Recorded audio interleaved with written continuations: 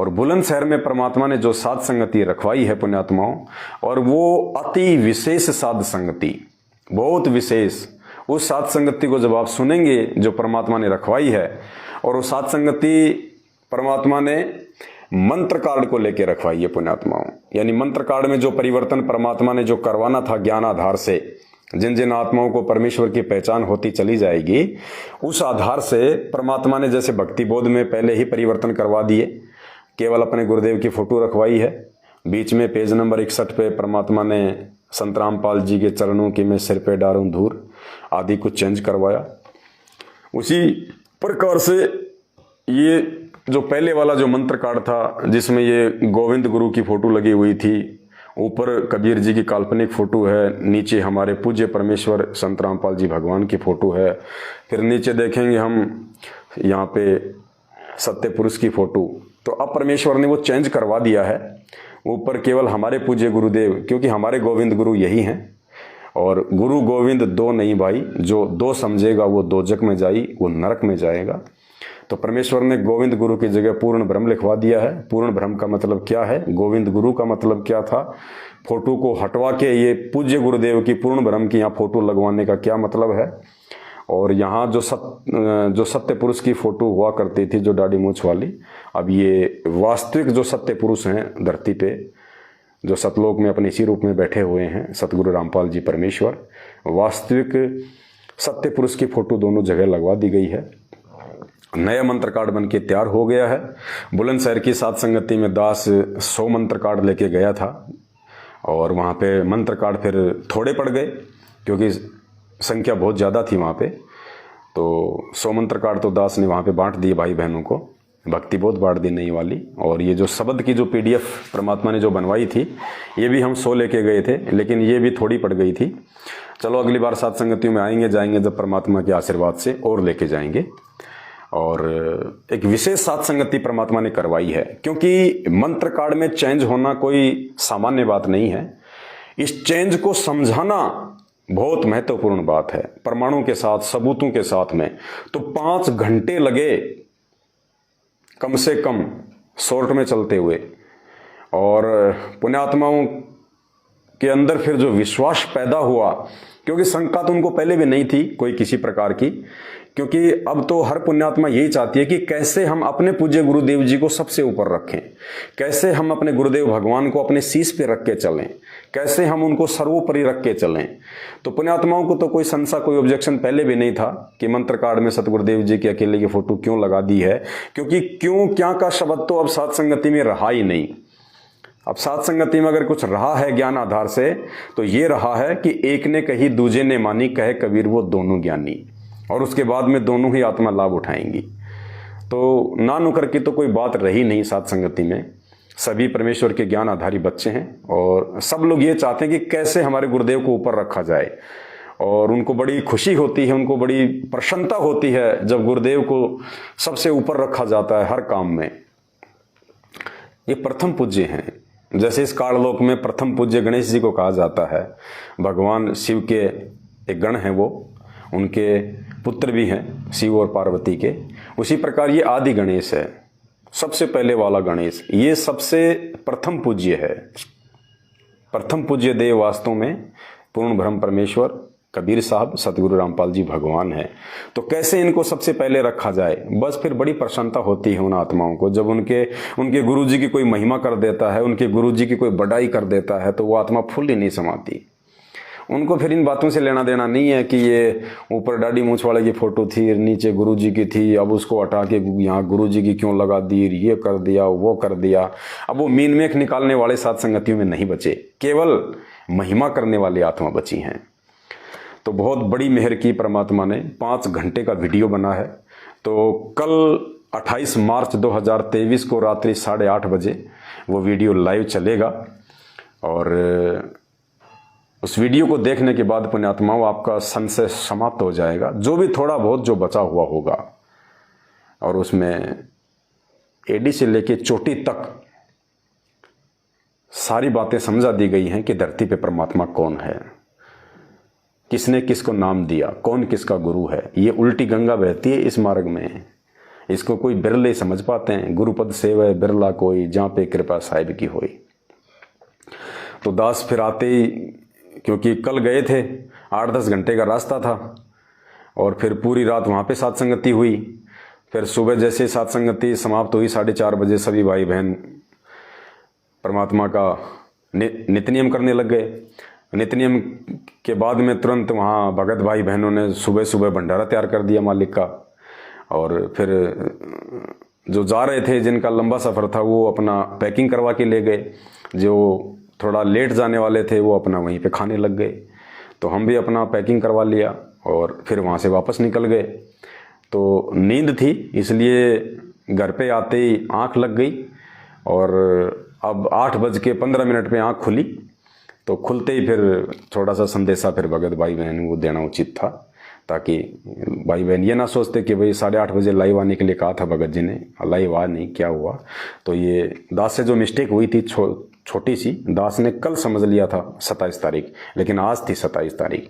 तो आज वीडियो तैयार नहीं हो पाया, इसलिए 28 मार्च 2023 को और रात्रि 8:30 बजे कल आप सभी भाई बहन लाइव जुड़िए।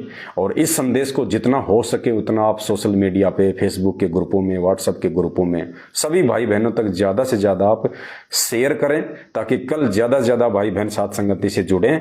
और इस मंत्र कार्ड में परमात्मा ने जो चेंजमेंट करवाया है उसको लेके अच्छे से भाई बहन समझ सकें, क्योंकि उसके बाद पुण्यात्माओं हमारे भाव बनेंगे कि ये प्रथम मंत्र क्या है। अब सारी बातें दास अभी लाइव में नहीं बोलना चाहता है, वरना फिर कल की लाइव सात संगति का इंटरेस्ट समाप्त हो जाएगा। तो कल विशेष तौर पे परमात्मा ने कुछ विशेष प्रमाण दिए हमारे को कि तुम कहाँ सतनाम के चक्कर में पड़ रहे हो, तुम कहाँ सार नाम के चक्कर में पड़ रहे हो। अरे ये प्रथम नाम, ये सार नाम का सार नाम है, ये सतनाम का शतनाम है, इसमें सब है। इसमें प्रथम नाम भी है, प्रथम नाम में इसमें सतनाम भी है, इसी में सार नाम भी है, सार शब्द भी यही है। अगर कोई विश्वास कर ले तो परमात्मा ने बता रखा है, सारी बातें लिखी हुई हैं, लेकिन वो समय आने पे आंखों के सामने आती हैं और भक्ति बोध में लिखी हुई हैं। तो परमात्मा ने कल उन प्रमाणों का विशेष खुलासा करवाया। भगत आत्माओं की आत्मा गदगद हो गई उन प्रमाणों को सुन के। फिर सभी भाई बहनों को मंत्र कार्ड बांटे गए नए वाले, और फिर उनकी रुचि बनी उस मंत्र को करने में। क्योंकि जब तक पुण्यात्मा परमात्मा कहते हैं, जैसे हम अपने बच्चे को हम क्यों पढ़ाते हैं, क्योंकि हमें पढ़ाई के जो गुण हैं, हम उन गुणों से हम परिचित हैं कि बच्चे अगर पढ़ेंगे तो समाज में आदर और सम्मान के पात्र बनेंगे। बच्चे पढ़ेंगे तो वो नौकरी लगेंगे, वो सर्विस लगेंगे तो उनको पैसा मिलेगा। उस पैसे से वो अपनी भौतिक सुविधाओं को खरीदेंगे, अपनी आवश्यक वस्तुओं का मतलब वो संग्रह करेंगे, उनको इज्जत मिलेगी। इसलिए लोग अपने बच्चों को पढ़ाते हैं, वरना पहले नहीं पढ़ाते थे कोई, क्योंकि पहले उनको शिक्षा के गुण और अवगुणों का नहीं पता था। तो अब आज से पहले हमें पता नहीं था कि प्रथम मंत्र क्या तोप है, क्या चीज है। प्रथम मंत्र मिला नहीं, उससे पहले हम सतनाम लेने की सोचने लग जाते। अरे भैया, लकड़ी चलानी आई नहीं रे के 47 लेने की सोच रहे हैं। तो परमेश्वर कहते हैं, रही मन देख बड़े इनको लघु न दीजिए डारी। उन बड़े बड़े मंत्रों को देख के कहते हैं छोटे मंत्रों को यूं ना समझो। रही मन देख बड़े इनको लघु न दीजिए डारी, और जहां काम आवे सुई वो का करे तलवारी। वो सारे मंत्र इस प्रथम मंत्र में है पुण्यात्माओं। ये गहरा रहस्य परमात्मा ने छोड़ रखा है। कल आप जब लाइव वीडियो देखेंगे, सुनेंगे, आपकी आंखें फटी की फटी रह जाएंगी। और ये भेद पुण्यात्माओं, ये विश्वास को दृढ़ करने की जो दवा है, ये केवल साध संगतियों में उपलब्ध है और कहीं नहीं मिल सकती है। और ये साध संगति कोई किसी जीव के बस की बात नहीं है कि पवनदास 5-5 घंटे बैठ के भाई बहनों के बीच में आपको समझा देगा। ये परमेश्वर सतगुरु रामपाल जी भगवान के विशेष आशीर्वाद का ये परिणाम, ये नतीजा है। कैसे है आपको समझाते हैं। एक बार एक छोटा सा वीडियो आपको दिखाते हैं। सतगुरु रामपाल जी भगवान के कलयुगी भाई महेंद्र जी का इंटरव्यू है। अब बहुत सारे भाई बहन कह देते हैं कि भाई आप उनको कलयुगी भाई क्यों बोलते हैं। अरे भाई, कोई गाली थोड़ी निकाल दी। ये कलयुग चल रहा है वर्तमान में, और महेंद्र जी जो हैं वो कलयुग में उनके भाई हैं, तो उनको कलयुगी भाई बोलना पड़ता है। अगर महेंद्र जी अगर सतयुग में उनके भाई होते तो हम कहते कि उनके सतयुगी भाई, त्रेता में होते तो बोल देते उनके त्रेता युगी भाई, द्वापर में होते तो ये कहते उनके द्वापर युगी भाई, अब कलयुग है भाई, अब ये नाम ही ऐसा है कलयुग, अब इसमें झटका सा लगता है कलयुगी भाई नाम सुनते ही। तो हम क्या करें, हम तो युगों के हिसाब से बोल रहे हैं, लेकिन अब युग का नाम ही ऐसा है तो हम भी क्या करें। तो सतगुरु रामपाल जी परमेश्वर जी के कलयुगी भाई महेंद्र जी का एक इंटरव्यू है। ये भी इंटरव्यू आपको समझाएगा कि कैसे परमात्मा साथ संगतियां करवाते हैं।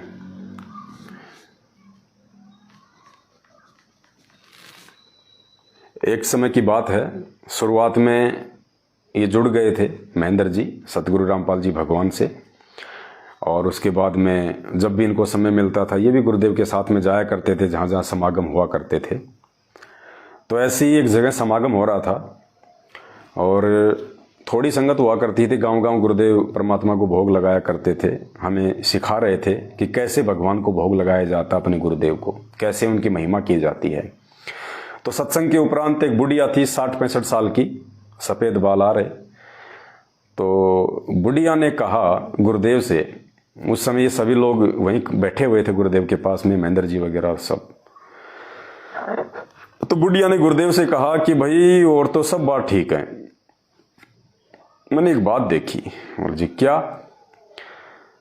बोले जैसे आप सत्संग करने के लिए बैठे थे तो ऊपर से कमल के फूल पे एक दाढ़ी मूंछ वाला सफेद कपड़े पहने हुए एक व्यक्ति आपके अंदर आके समा गया, और जैसे आप सत्संग समाप्त किया वो कमल के फूल पे बैठा हुआ दाढ़ी मूंछ वाला आदमी निकल के वापस चला गया।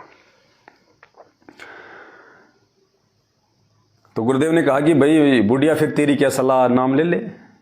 बोले ना, नाम नोम तो बोले मैं नहीं लूंगी। बोले नाम तो मैंने राधा स्वामी से ले रखा है। बोले ले रखा, बोले नाम मैंने राधा स्वामी से। तो उसके बाद में महेंद्र जी ने जब ये बात सुनी उस बुढ़िया के मुंह से, तो महेंद्र जी ने गुरुदेव से कहा कि गुरुजी एक बात बताओ, क्योंकि ये लोग उस समय कहाँ इतना ज्ञान था, कहाँ परमात्मा की पहचान थी। ये तो बरवाला कांड के बाद अब सात संगतियों में पहचान हुई है परमात्मा की कि भगवान कौन है। तो महेंद्र जी ने कहा कि एक बात बताओ जी, हमारे तो समझ में नहीं आई। बोला भाई क्या?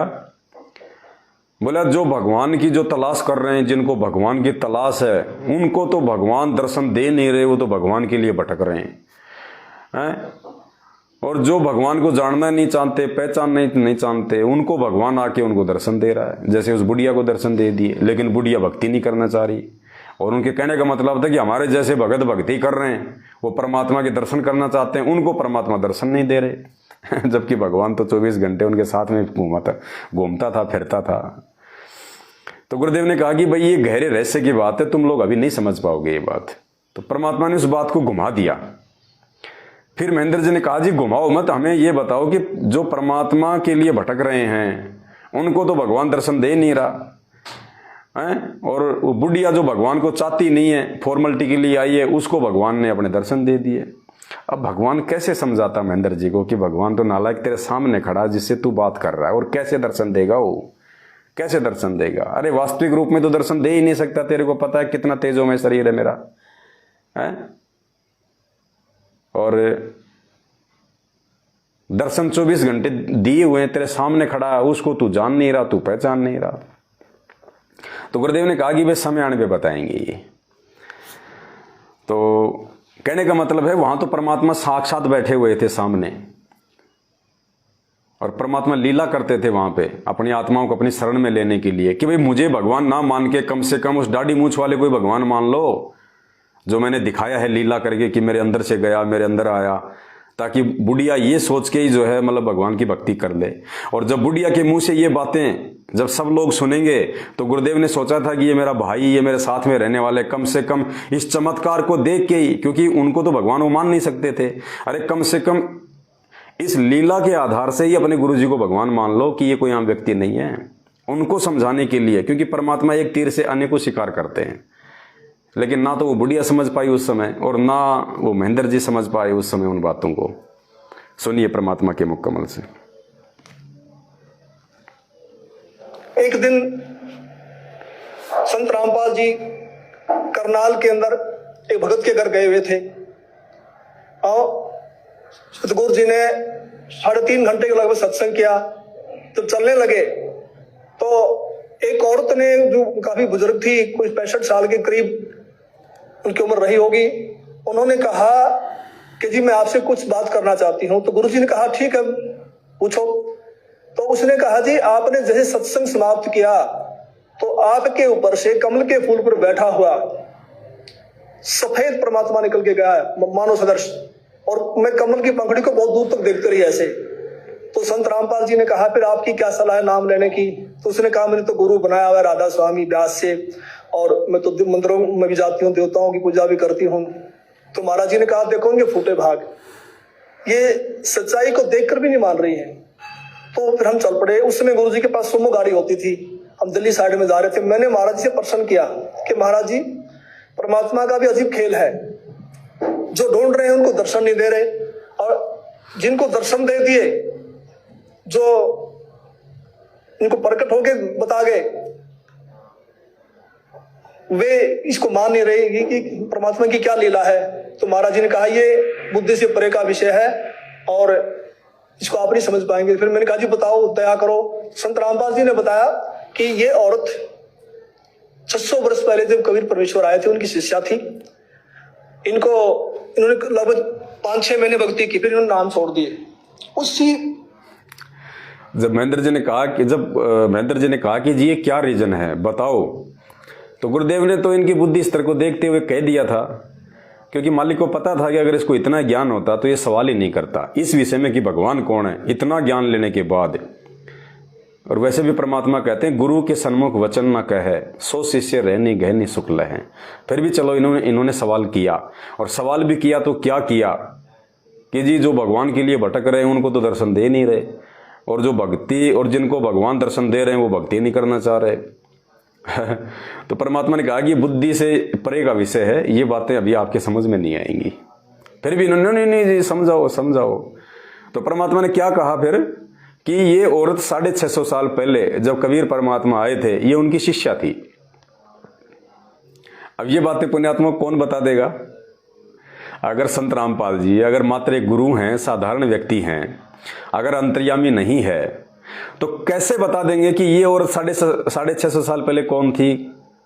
ये 650 साल पहले परमात्मा की शरण में थी या कोई 84 लाख योनियों में थी?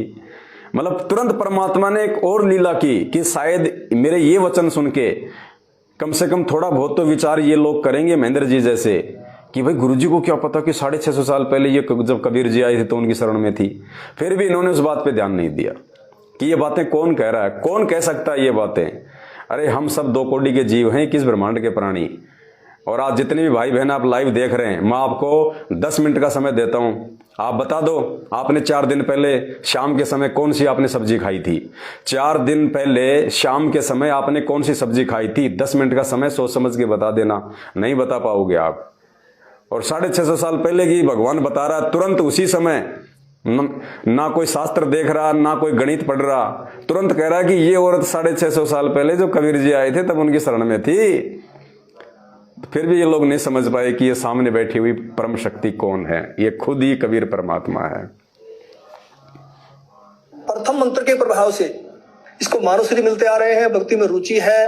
अब ये समझ रही है कि जो मेरे को छोटा मोटा लाभ मिल रहा है ये देव देवता या मेरा पुराना गुरु दे रहा है, जो उन्होंने बनाया हुआ है, तो डर के मारे नहीं छोड़ना पा रही। तो मैंने फिर प्रश्न किया कि महाराज जी मैंने तो ये पूछा है कि इनको दर्शन क्यों दिए? तो गुरु जी ने कहा, संत रामपाल जी बोले कि परमात्मा किसी की उधार नहीं रखता, ये कल को मरेगी, नरक में जाएगी, वहां उसको बड़ा कष्ट होगा। जब आत्मा रोती है तो परमात्मा को आना पड़ता है, मन के नहीं सुनता परमात्मा। तो फिर ये आत्मा वहां सवाल करती है कि आपकी भक्ति का हमें ज्ञान नहीं था, हमने भक्ति तो बहुत की। तो वहां परमात्मा ये सीनरी दिखाएंगे, ये सारी फिल्म दिखाएंगे कि 3-3.5 घंटे मैंने सत्संग सुनाया, आप क्या भक्ति कर रहे हो, इसका क्या लाभ है, मेरी भक्ति क्या है, और जाते समय दर्शन दे दिए। तो परमात्मा ने अपने सिर से भार उतार दिया, पर ये आत्मा बोल नहीं पाएगी, चुप हो जाएगी। तो मेरा भगत समाज से यही बार बार निवेदन है कि ऐसा मौका बार बार नहीं आता, तो संत रामपाल जी की शरण में आकर के अपना आत्म कल्याण करवाएं। सत साहिब। धन्यवाद आपको। चलो ठीक है महेंद्र जी, आपकी सलाह मानेंगे कि परमात्मा के शरण में आके आत्म कल्याण करवाएंगे, और बिल्कुल हम तो अपने आत्म कल्याण की तरफ आगे बढ़ चुके हैं। लेकिन आप जैसे भाइयों का क्या होगा जो परमात्मा को 28 साल से भी ना पहचान के और बरवाला कांड में पीठ दिखा के भाग गए। भगोड़े का आपने एक अपने दामन पे, अपने चरित्र पे आपने एक ठप्पा लगवा लिया। इतिहास भूलेगा नहीं इस बात को। जब तक ये भक्ति चलेगी, जैसे राम और लक्ष्मण और भरत के किस्से आज लाखों साल बाद भी सुने जाते हैं, भाई भाई क्या होता है। तो जब तक ये भक्ति चलेगी, आप उनके भगोड़े भाई थे और 8 साल तक आप भगोड़े बन के घूमते रहे और बरवाला कांड में पीठ दिखा के भाग गए। ये भक्ति इतिहास इस बात को भूलेगा नहीं। इसी से पहचान होगी नाद और बिंद की, इसी से पहचान होगी सतगुरु के अपने की, कि सतगुरु के अपने कौन होते हैं और कलयुगी परिवार वाले क्या होते हैं। तो पुण्यात्माओं, परमात्मा कहते हैं विश्वास बिना भक्ति नहीं चलती। कहे कबीर सुनो भाई साधो, मैं तो हूँ विश्वास में। और सात संगतियों में गुरुदेव अपनी उन आत्माओं के अंदर विश्वास ही पैदा करवा रहे हैं जिनको परमात्मा ने इस कलयुग की बिचली पीढ़ी में सदा सदा के लिए मुक्त करना है।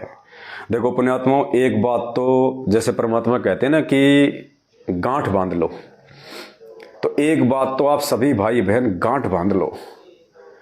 अगर इस कलयुग की बिचली पीढ़ी में पूर्ण मोक्ष के अधिकारी कोई आत्मा बनेगी, अगर वास्तव में किसी का मोक्ष होना है और उसको सतलोक जाना है इस समय वर्तमान में, तो पुण्यात्माओं वो केवल साध संगति से निकलेगी। और दूसरा, धरती पे कोई स्थान नहीं है जहां पे आप भगत बन सको, आप एक विश्वासी और दृढ़ भगत बन सको, आप एक मर्यादित और अपने गुरुदेव को भगवान मानने वाले भगत बन सको।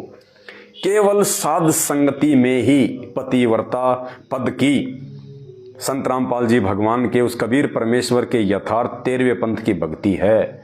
अन्यथा धरती पे भक्ति नहीं है। इन आश्रमों में केवल 12वें पंथ की भक्ति है, और वो भी मर्यादा विहीन, क्योंकि वहां पे सबकी पूजा होती है, वहां पे सबको माना जाता है, सबकी जय जयकार की जाती है। जैसा उन भोली आत्माओं को आदेश दे दिया जाता है, वो ये नहीं देखते कि ये आदेश मानने से हमारी मर्यादा बचेगी या टूटेगी। वहां 12वें पंथ की भक्ति है, टूटी फूटी। यथार्थ 13वें कबीर पंथ की, सत कबीर पंथ की, सत सुकृत पंथ की अगर भक्ति है तो साध संगति में है।